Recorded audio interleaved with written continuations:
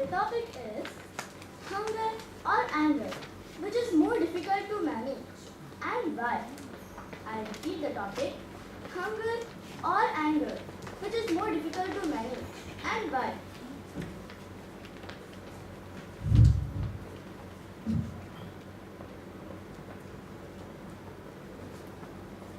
Leader Lakshmi.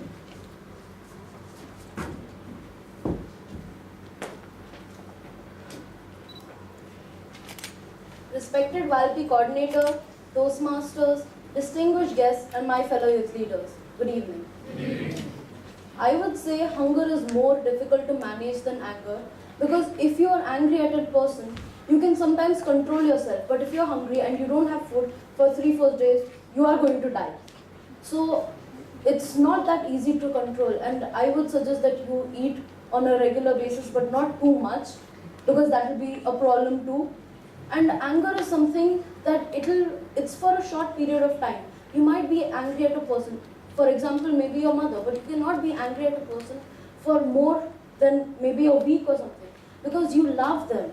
You have humanity inside in you, that you have so many feelings that you cannot be angry with a person for a long period of time.